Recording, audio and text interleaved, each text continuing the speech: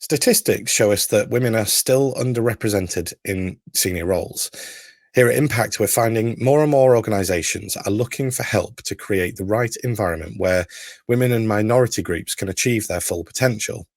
So today, I'm thrilled to be joined by Louisa Rodriguez, a UN Women Delegate and leadership coach who is passionate about facilitating change for balanced, equitable, and happy organisations through leadership development.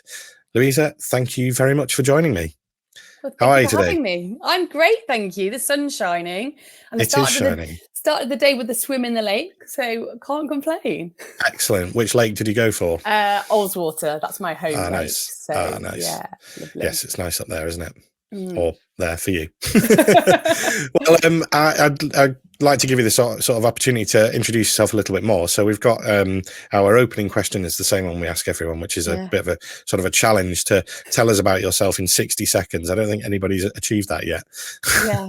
It's one of those awkward questions, isn't it? It's like, describe yourself. So how to describe yourself? I guess one of the key things about me is I love adventure. I love challenges. I love adventure. I'm somebody that always wants. I'm very much a firm believer working in leadership development, being a facilitator and coach. I need to practice where I preach. So I'm always seeking out ways to push myself. I love a challenge. So you'll often find me when I'm not at work running in the fells, swimming in the lakes. And yeah, that's one of my absolute passions. I'm also very passionate about personal development, something that I've embraced myself for 20 years, and now I work in that field. So I'm a bit of a geek.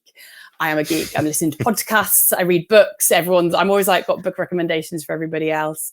And I'd probably say I'm also a little bit wild and feral. That's what I like to say. I like the simple things in life. I think we very easily overcomplicate things. And I'm happy when I'm seeing a sunrise, sunset, writing a bit of poetry, which I think we'll talk about later. And just having great experiences in the outdoors and having great conversation, having deep chats about the world, leadership. I think that pretty much sums me up, I think. Nice. I don't know if I'm on 60 seconds. Yeah. I'll check the time later.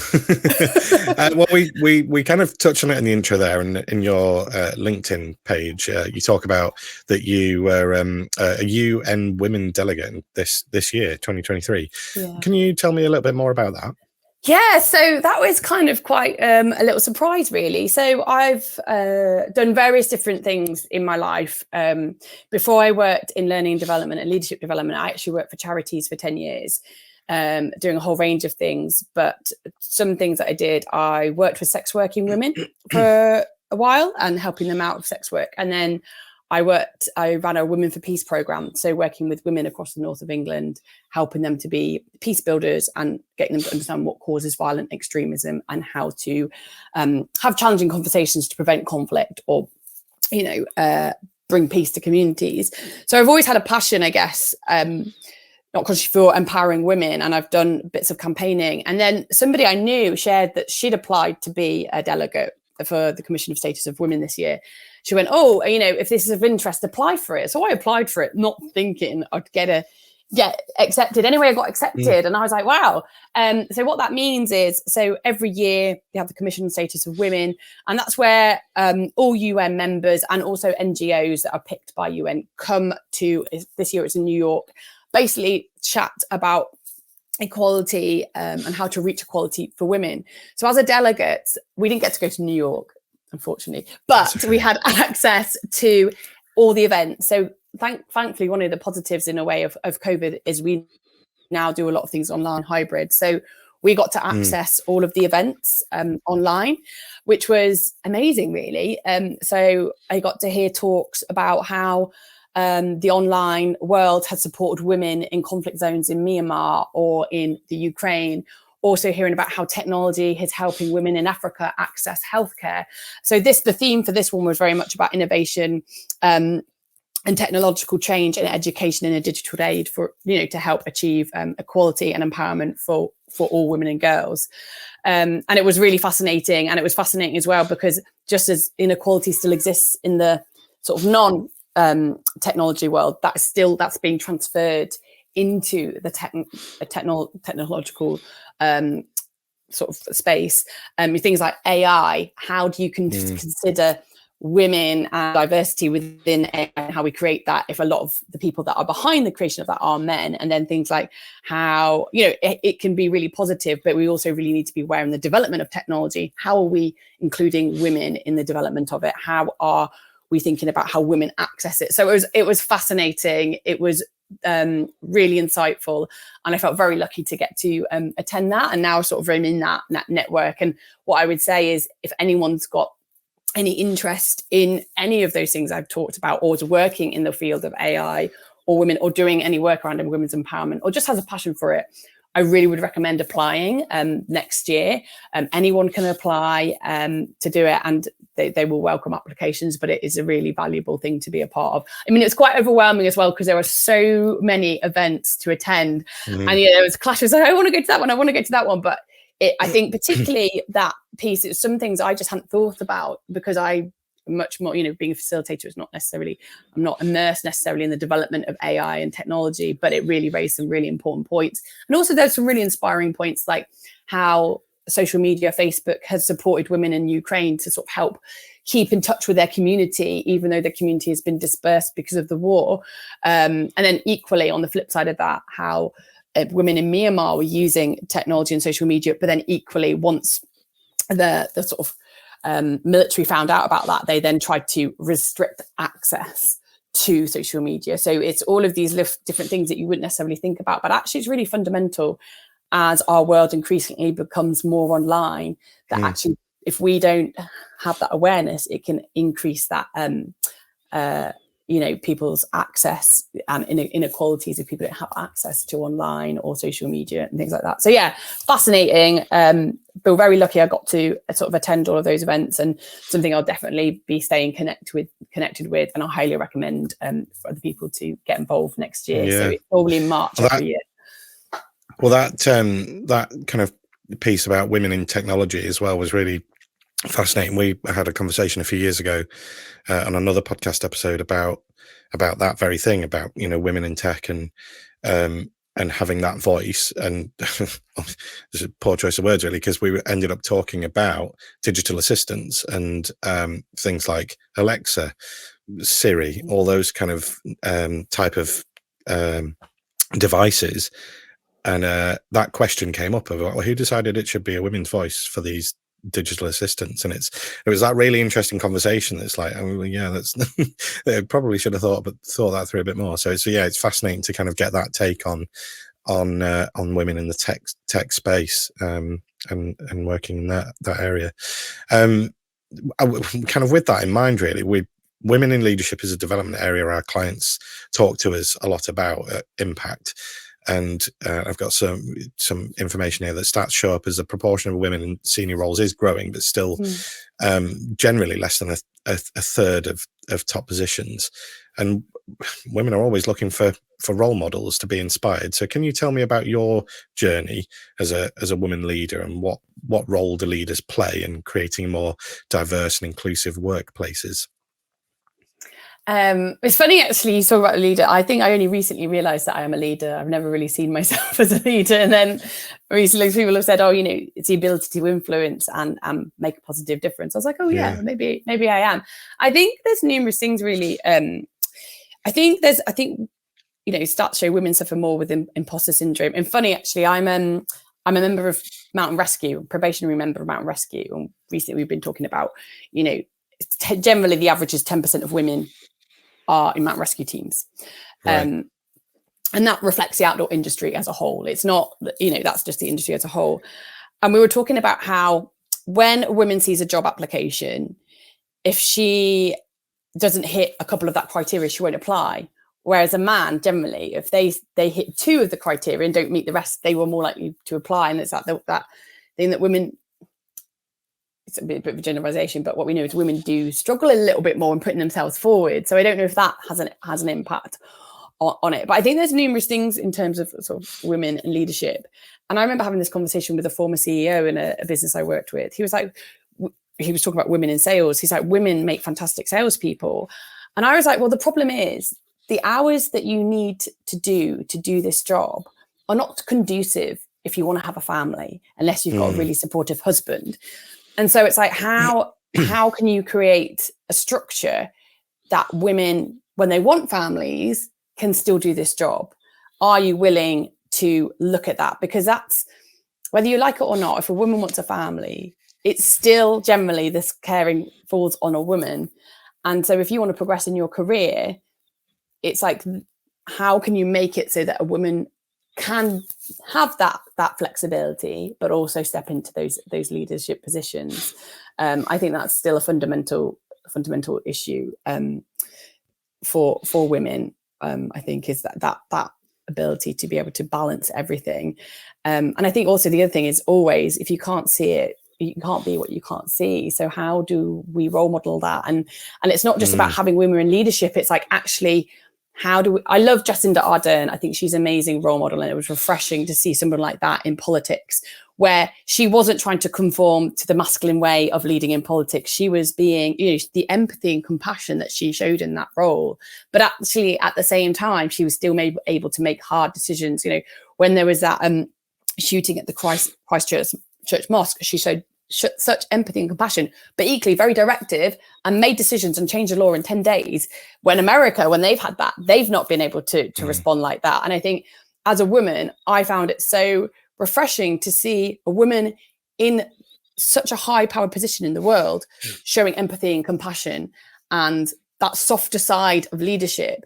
And people may say, oh, sometimes when you say empathy and compassion, it's seen as soft, but actually it's so fundamental. It's so fundamental. And I think if we look at the world and how the world is changing, what we need from our leaders is changing. Because, if we look at things like climate change and, the cost of living crisis and the pandemic and the fallout from all of that, we need a different type of leadership if we want to create a different type of world. What got us here, isn't going to get us to the future. And I think as part of that is, how do we perceive leadership differently? How do we see what we require from leaders differently? And interestingly, during it was sort of halfway through COVID, I found a research paper, and it said that the countries that fared better, you probably already know this, were the ones that were led by women. And this research paper found that basically, I think it was Taiwan, Germany, and New Zealand. And this was halfway through COVID, so I haven't seen the follow-up report. So obviously they weren't fully through it. But those countries had lower death rates compared to other countries. And one of the things they cited was that the women put communities before economics, whereas the men put economics before community. Now, if you want an analogy for some of the challenges we're facing in the world, is that not one of the problems? Profit has been put before anything else. And this is why we're in this mess that we're in. And I think there's something of, I'm not saying that men can't connect on that level, but I think naturally, when I go back to peace work, when it comes to peace building, they would often go to the females in the community before the men. And they were like, why don't you do men for peace? And it was like, research had shown that when warring communities were at war, women were more likely to sit in a room with with the people that they were in conflict with than men were. And I think also is, again, it's a bit of generalization, but women are kind of much more the heart of a community, and that's traditionally, and so they will be able to sort of have that dialogue more. And I think how can we embrace that more and see that as strength in leadership? Because the other thing in that research paper, which was interesting, was they found 214 words which people associated with leadership, and it was all very like directive, strong, authoritarian, which would sort of seen as more masculine traits, I guess you would say. And also in a research paper, it was saying that in times of discontent and times of change, people go to a default. So things like Donald Trump, we had Bolsonaro in Brazil, some of these strong, what seems to be strong male leaders that people are like, how did they get there? It's kind of almost a subconscious thing of this perception of this is what a strong leader is, because it's so entrenched in our psyche, when actually that's if we look at some of those leaders, it's the thing that the world doesn't need. We need more people like Jacinda that because maybe have more empathy and compassion and can have those productive conversations where potentially there might be a bit of conflict, but without sort of going in all guns blazing. I mean, I know there's some generalizations in there, but I think there are some key things there when we look at leadership and actually the direction leadership needs to go in. Anyway, I'll get off my my TED talk now. Sorry. Well, it's I've been kind of sort of thinking about the things you've been saying there. And I think that we almost need to, where it works really well is where you end up with that diverse group of minds, and as you say, traits that allow, I think, for the kind of the best of all worlds, really, in the sense that, sometimes there are times where you need sort of a direct approach. Doesn't necessarily mean to say that needs to come from a man or a woman, but you just need that. But you need a collective input from maybe to order to solve the bigger problems, I would say.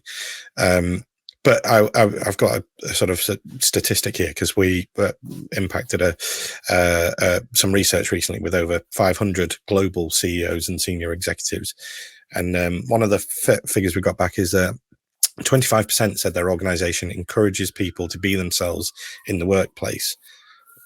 So 25% is not really a high number. No, it's a new quarter. Yeah, exactly. Yeah. And so what would you say are the benefits of creating a culture of belonging, and how can leaders create that sense of belonging amongst their employees? I mean, it comes back to a great book that I forever am recommending. It's one of my favorites, is Matthew Syed, Rebel Ideas. Have you come across it? I haven't read that one, no. I'd recommend it. So he talks a lot about collective intelligence, which is slightly different to sort of divert. So it's talking about, you could have in a photo what looks like diversity, but if you're not allowing people to bring all their experience, or having people that come from different backgrounds and being able to share that, and not just that, then being able to challenge where ideas maybe, you don't have that strength. And he talks about the value of collective intelligence, a bit like what you said about like diversity of thought, and that balance, just as, you sometimes say we need direction, we need a mix of things, because human beings, and I always say this when work, human beings are not black and white. We are forever grey in every possible shade. And with that, that's probably what's part of what makes leadership so complex, right? Because when you're leading, you have a team of people with a whole history behind them, whole different set of personality, whole different set of experiences. How do you sort of lead all these different people with different priorities, different things going on? And so, when you value that diversity, actually it's about, I value the fact that I'm a leader. I don't know anything. I don't necessarily know everything. I've got this team of people that do it. And actually, when you create that sense of belonging, people will naturally be inclined to work harder, because they feel like a part of something. They'll naturally want to give more, and actually it will make you stronger as an organization, because the more diverse thinking you have, the more you cover your blind spots.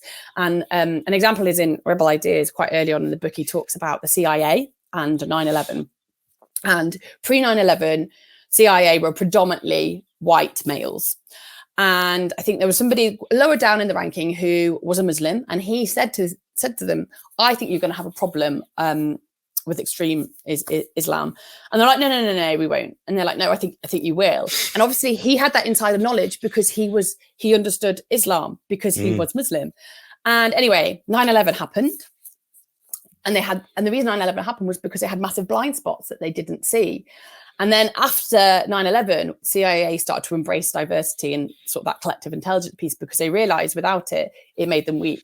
And that's the thing. If you don't have that diversity, you have blind spots. So belonging is so fundamental to not just your organization doing well, but actually to people having a good working experience. I'm sure everyone's had an experience where they've gone somewhere and they just don't feel like they fit in. And when you feel like that, it's, how much can you enjoy coming to work if you have to edit bits of yourself? And not only that, it could be quite exhausting. I've worked with leaders from diverse backgrounds.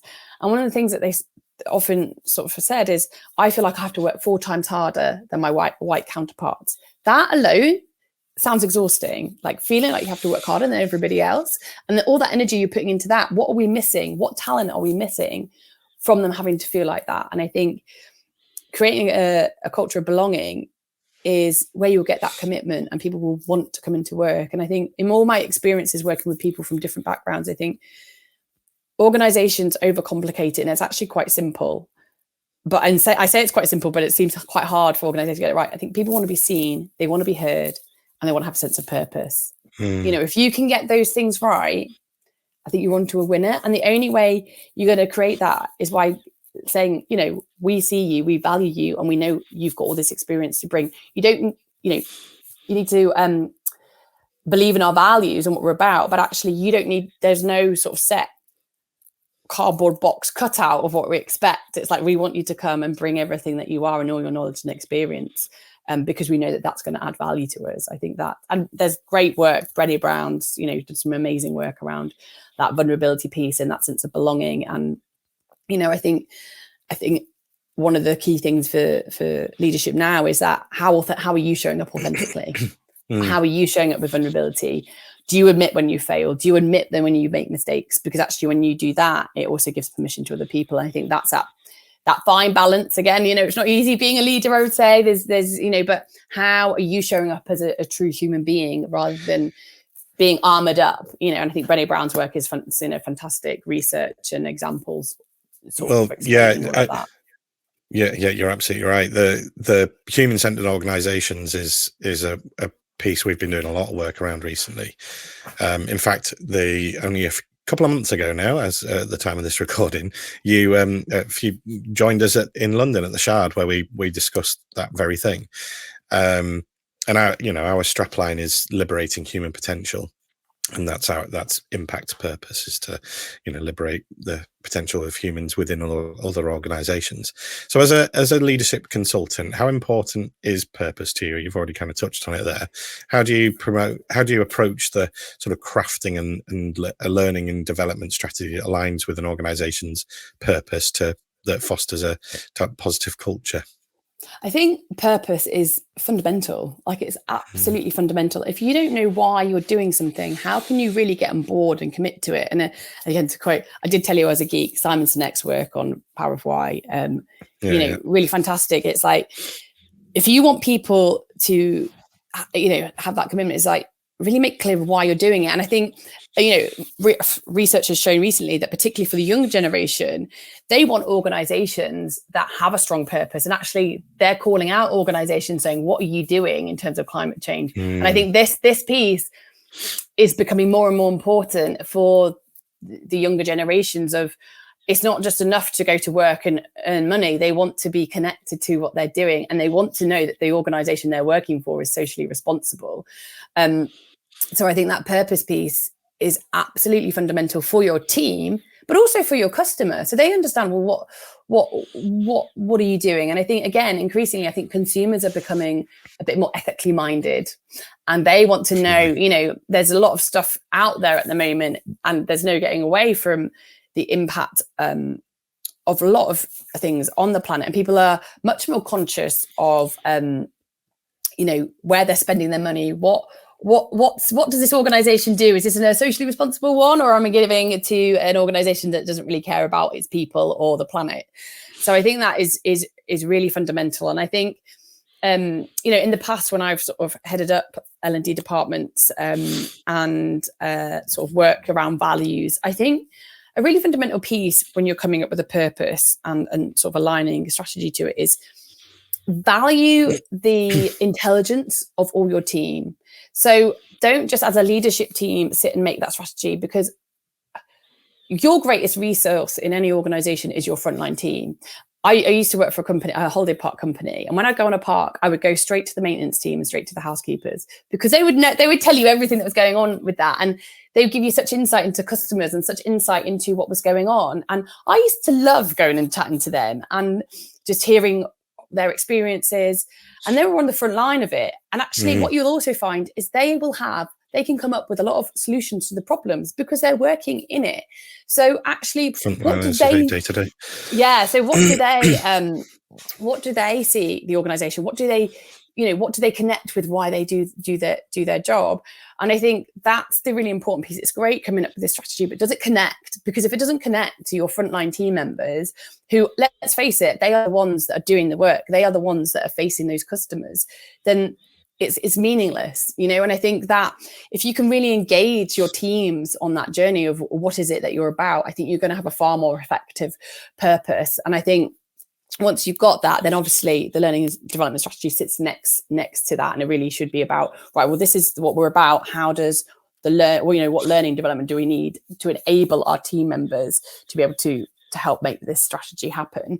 But I think that I very much always have said, communication is always a two-way piece. It's not just top down. It's got to be from bottom up. And I think organizations that do that well are the ones that, particularly going forward, are much more successful. I worked for a restaurant group that, again, was fantastic. They had a charity sat next to them, sat next to the business side of it. And every restaurant that we worked for, that we had, money would go into that charity. So they put £1 on the bill. Each team would do fundraising events, and they were constantly looking at sustainability. And it was very much about the CEO. She's fantastic, very inspiring woman, but she was very much about, we need to make a profit, but fundamentally I need to make sure my team are happy, and actually that we're doing good things in the community. It was all about enriching the lives of the communities we go to, and it was really, you really felt that. She was like understanding, we need to make a profit to be sustainable, but I'm not doing it at cost to my team, because I know that without my team, we are nothing. So I think there's that piece, really. Your people need to be at the heart of everything, and increasingly not just people, but the planet. How are you not just sort of not doing damage, but how can you help enhance the planet? And not damage it in your journey to making profit. And the reality is businesses need to make a profit, right? Because that's part of sustainability. Of course, yeah. Otherwise it wouldn't exist. Yeah, but we're at a tipping point where you really need to be thinking about how you're making that profit, and at what cost. Well, you mentioned there about effective communication, and a lot of that stems from having meaningful conversations, which again was another I suppose focus of the event that we hosted in London. And I suppose, what would be your takeaway from that? What examples of, maybe what tips do you have that can allow leaders to develop those communication and conversation skills? What do you see? What common challenges do you see, and how can we overcome them? Do you know what? Again, we do like to overcomplicate things as humans. It's the power of listening. How are you listening? How are you creating a space to listen? And I think in a world that is so busy, so go, how, to really listen, you need to be really present. How are you creating those spaces? And this comes back to that authenticity and that belonging. Because in order for people to really be honest and have those conversations, you've got to have a culture that, allows people to be really open and honest. There was I think it was Sky Betting years ago. I was at an event there, and I was really interested by the CEO. Would just spend a lot of his time having conversations, and he would literally sit somewhere and go, right, I want people to come and talk to me. And, so he was really kind of promoting that. Let's have open conversations, just come over and have these chats. And they had the time I went to an event there, they had these little deck chairs out, and the idea was let's have good conversations. So it's kind of taking away that formality of it, and let's just have good conversations. Because I think that's the other piece as well, is work can be quite formal. Is that the best way to get the best out of people? What I often, one of the things I love about being outdoors, and I've done this in other jobs, I've coached managers, and I would take them outdoors for walk and talks. And actually what I found was the conversations were that much better, because it's more relaxed. You don't have the barrier of a table between you. And actually, when you're walking, I think what happens is it slightly distracts people, so they just naturally open up.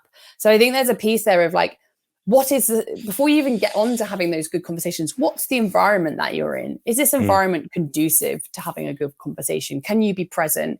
Is this a safe space? Is it an inspiring place? Sat in just a little office room with 2 chairs and a table, and it's quite dry and stark. Is that the best space? Or actually, if you've got a piece of grass outside, that might be a better space. So I think it's, what's the environment? What space are you in? Because if you're not in the headspace to really be present and listen, that person will pick up on that. And you want someone to have a good conversation with you. If you're not willing to listen, that's going to shut them down. So I think that's the other piece. And I think we do overcomplicate things and make it quite hard. And it's like, actually, it's quite simple. Human beings, we're naturally storytellers, right? We naturally just want to listen. It's what we did like before we had all of this civilization. So how do you just create that space where people can just open up and you're going to really listen to what they're saying? And how are you creating a space that is safe? How are you creating a space where actually I may not like what you've got to say, but I know I need to hear it. And I'm going to let you talk without sort of getting my armor up, if you like. I'm going to let you share, because I think that's something that sometimes when you've got hierarchies, people are like, well, if I say this, what's the consequence of it? And that's where sometimes you can prevent people having valuable conversations, which might help solve problems, might solve cultures. And one thing that I've learned over the years as well, if you're feeling something, I guarantee you won't be alone. And all it takes is one person to go, I think this, and they're like, oh, me too. And you've been suffering in silence, thinking you're the only one feeling these weird things in the culture, and you're not. But it takes that brave person to speak up. And so I think that's a huge piece, is as a leader, you have to be willing to hear the things that might be difficult to hear, but understanding that actually this could really benefit this organization, and this feedback could really benefit me, and seeing the positive intention behind that. And that's something else we always talk about with leaders is, what's the intention behind what you're saying? Because if there's a positive intention behind there, even if it's challenging, that will come across. So I always talk with leaders when they're having a difficult conversation, check in with the intention behind what you're saying. If you've got to give some difficult feedback to a team member, I guarantee it won't be because you just want to give them, oh, you're rubbish. It'll be because you know that they can be better. You know that there's potential there. So checking in with that intention behind what's being said, I think is also really important, because sometimes we maybe receive something and it may not be what we want to hear, but actually behind that there is a positive intention. I think that's quite a fundamental piece of communication that can be forgotten, actually, is that intention piece behind what's being said. Yeah. I love what you were saying there about creating that correct environment for those kind of crucial conversations, those quality conversations, and just by being in a different environment to the standard office or standard, whether now offices are much less, of course, than they used to be, but certainly taking the time to change things up and create environments where you can have much more open conversations and honest conversations, and that'll ultimately have a knock-on effect of building this kind of sense of psychological safety, I think, which again, you then can start to learn more about the person that you're having that conversation with, and arguably kind of only enhance the way that you might generate a culture of a diverse thought process, where you can start to get other people's opinions in on things that you might not have done before, because you've been able to have that much more open dialogue with someone. But of course, the power of the outdoors, as you mentioned there, we built a business on it. When we founded in 1980, that was pretty much everything we did. No matter what the weather, we would take, and it's still, of course, still to this day, that we have, as much as possible, we do that kind of learning, because you're far more likely to have that kind of pivotal moment where you might be like you say, in a completely different environment to your norm. With that in mind, I want to ask you about adventure. You've kind of touched on it a bit already.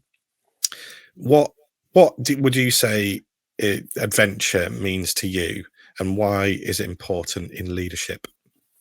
Oh, good question. I think number one, adventure means freedom to me. Just that wide open space, and just that sense of freedom, and stripping yourself back from all the civilization and just coming back to your essence of who you are, and feeling that connection with nature. There's so much you can learn from nature. Nature is the most successful organization going. It's been going for thousands of years. And I often look and think it naturally embraces diversity, because when you don't have biodiversity, nature gets in trouble. Like monocultures, we know is not good. It's naturally collaborative. Everything kind of flows and is in circle. So I often look at it, it leaves you in awe. And I think it also brings you back to a state of being, rather than, I say this as I run, but it makes you very present with the moment, I think, for me. And then I think ultimately adventure it just builds resilience. It just helps you problem solve. If you're running down a fell and you've got technical ground, you're constantly having to problem solve how you go. There's all these different things that you can take back to the workplace. And I think I know for me, adventure is where I'm at my best. It's where I feel like the best version of me. It's where I feel happy. It's where I feel present. It's where I feel joy.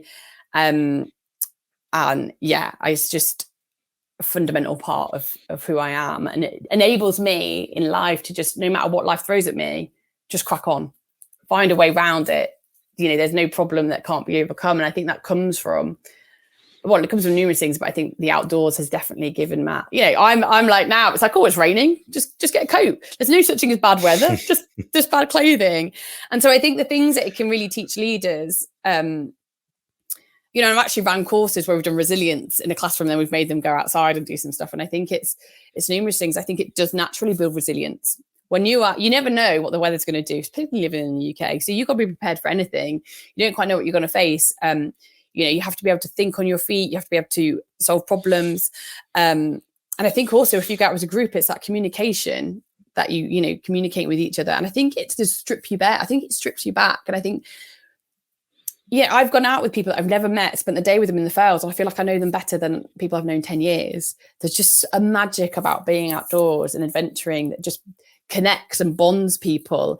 And maybe it is something about it stripping us back to our human essence. It brings the humanity out in us that sometimes when we're in offices or in the city, we can layer up all these different pieces of ourselves, whereas when you're outdoors adventuring, it strips you back. And I mentioned it just before I got this call. I spent the last 10 days supporting runners running the Cape Wrath Ultra, which was 400k over 8 days, basically running from Fort William to the very north point of Scotland. And it felt like a privilege, an absolute privilege to watch these runners go on this journey, the highs and the lows. And as the days went on, you see them stripping back layers, becoming very emotional. But at the same time, within that emotion is such grit to be able to keep going through the pain, through the challenges that they face. And, they come to the other side of it. And it's a really profound life-changing experience. And you're seeing them getting their medals and you're wondering, I wonder how this will impact their life. What might they do differently? What will they now charge forward and go, I'm not scared to do that because I've done this. So I think there's many things. I think I believe that actually can lead, really doing great leadership development. Surely the outdoors is a natural part of leadership development. We shouldn't exclude it from leadership development programs because it's great doing it in a classroom. But I feel like the outdoors really makes you put it into practice in a way that maybe you wouldn't necessarily in an office potentially. Well, I think it's really interesting to kind of hear different people's take on adventure, and because it's a constant form of conversation within Impact. And I think what we found, looking at adventure much more recently, is often people do think as soon as they hear the word adventure, it means going out into the wild somewhere, and actually adventure can almost be broken down into something much more. You can find adventure much closer to home than you'd maybe think. And I think the fundamental part of it for me is maybe that stepping outside of your comfort zone, because that's where you really learn about yourself and learn about what you're capable of. And that can come from almost anywhere. Largely, it comes from, if you do go outside, of course, you do get that extra sense of that change of environment, as you've pointed out. And I think what's also interesting about that is you do reconnect with nature in a different way, and particularly, of course, with one of the biggest challenges we face at the moment with climate change. And I think that sense of outdoor adventure is kind of imperative really at the moment. I mean, with that in mind, is there any what would you say for sort of any leaders of organizations that are wanting to maybe make changes for the better and positive steps and tackling environmental issues? What advice would you maybe give them to kind of start that journey through adventure?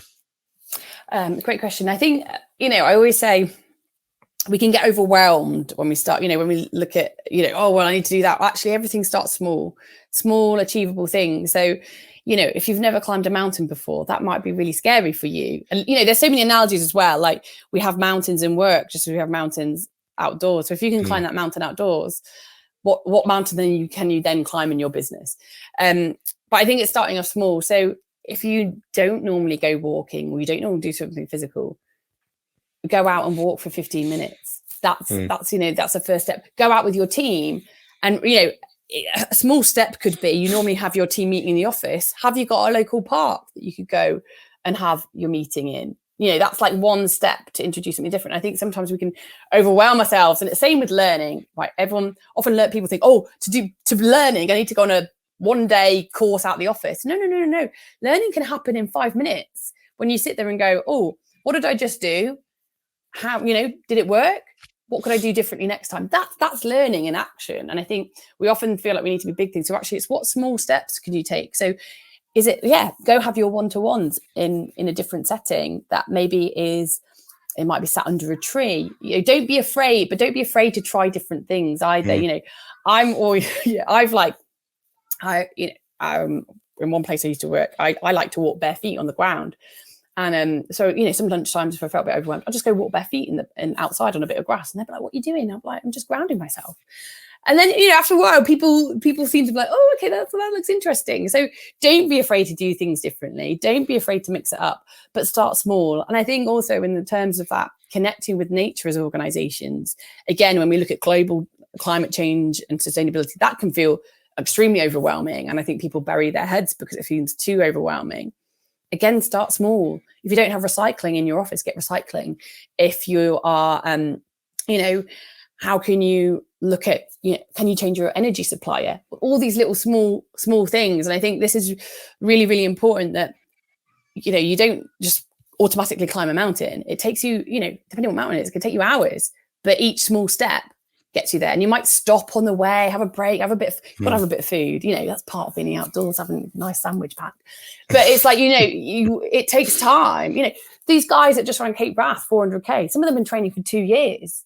If they didn't just one day wake up and go, oh, I'm going to run that 400k, there was lots of consistent small steps that they took to be able to get there. And I think that's something that sometimes we can really forget as humans.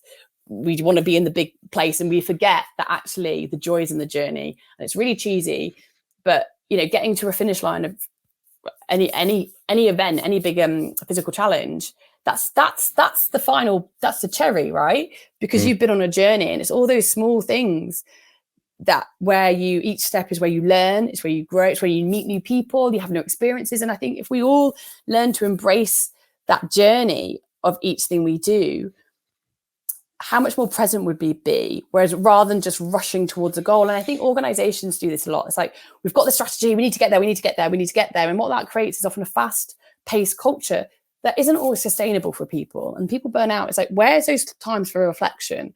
Where's that, let's do this, stop, reflect, how's it working? As opposed to just full steam ahead. No, we've got this profit to make, we need this goal. Actually, how about we find joy in the process of getting there and make time for little breaks, time for reflection. Actually, let's just celebrate that last week I could only walk 15 minutes. This week I walked 20 minutes. And I think that's the piece that sometimes stops people from trying things because they just seem it's too overwhelming. Start small. What's the one small positive thing you can do? And then build on that. It all comes back. James Clear, Atomic Habits, great book. It's all about that habit stacking and starting off small and that consistency piece. Yeah. And it's amazing once you commit to something like that, how to anything, any sort of form of change, once you commit, then kind of motivation then comes along with it afterwards. Yeah. So those starting small, absolutely. Yeah. We talked a little bit in the intro about, you brought it up in your little introduction about poetry and your love of poetry. And I'd like to kind of ask you a bit more about that. So where did all that start? So it was really funny. As a kid, as a child, I always journaled. My dad's loft has stacks of my old journals, and I always used to write. And I think as a child, believe it or not, I was painfully shy, like so shy I would cry. And then at some point in my late teens, something happened and it kind of lost my shyness. So for me, writing was a way in which I would express myself and how I made sense of the world. And I never really thought about it. It was just something that I'd always done. And then 2020, during COVID, the COVID year, I went through this process of like facing fears. So it was all about like, I've got to do stuff that really scares me and, step out of my comfort zone. And I'd written this poem one day, and I was on the phone to a friend, this poem to her, and she was like, wow, that's pretty powerful. I was like, oh, I wrote it. And she was like, what? You wrote it? And I was like, yeah. And she's like, you need to share that. And I was like, oh, no, I don't think I can. And then the next day I woke up, I was like, no. Yeah. Yeah. The next day I was like, because it's quite personal, it comes from quite a raw place. And I was like, no, I can't share that. I can't share that. And the next day, I don't know what came over me. I was like, no, facing fears, you need to share it. So I shared it just on my Facebook and Instagram. And when you shared it and then you're like, vulnerability hangover, I'm like sat there going, I need to delete it. Oh, what have I done? And then all of a sudden people were like, wow, this is really powerful. And like, this really resonates. And then, so I was like, oh, I'll share a bit more. So I just started sharing it. And then what I was finding was people were just sort of saying, this really resonates, and I'm finding this really powerful. And I think for me, writing is always something that I've enjoyed. It's at school, one of the subjects that I actually really loved was English, because I liked creative writing. I've always loved writing, and I used to write stories and write poems just for fun. Always a bit of a geek. And so the more I wrote, the more it flowed. And then I found like when I'm outdoors, just that it just flowed. And then because it's something that I love and I'm very passionate about, and it feels like it just comes to me. So I just kind of evolved. And then in the last couple of years, I've been asked to share it at conferences. I recently got published for the first time. I've run poetry workshops.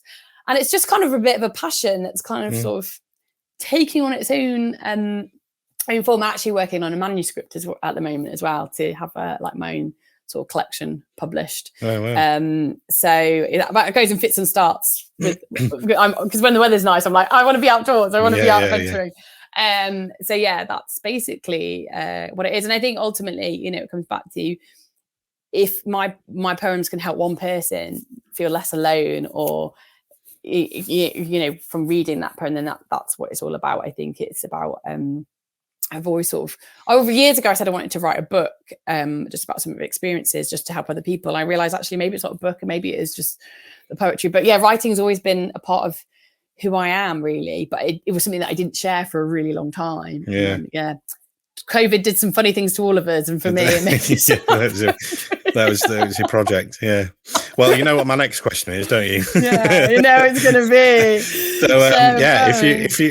if you're happy to, that would be wonderful. We'd love to hear some of your poetry. Yeah, brilliant. So I had a couple, but I think considering the conversation we've had about vulnerability leadership, I'm going to share this one. So okay, so this one's called "Strip Me Bare." Strip me bare, right back to my bones. Strip me bare of all I know.